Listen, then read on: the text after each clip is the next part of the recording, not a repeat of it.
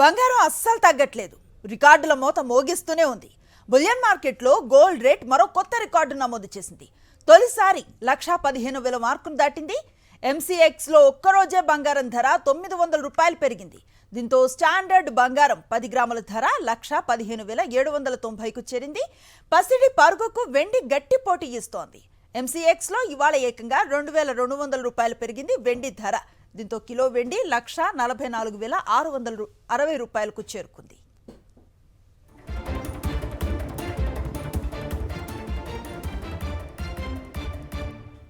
బంగారం అస్సలు తగ్గట్లేదు.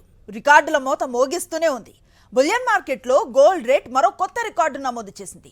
తొలిసారి 1,15,000 మార్కును దాటింది. ఎంసీఎక్స్లో ఒక్కరోజే బంగారం ధర 900 రూపాయలు పెరిగింది.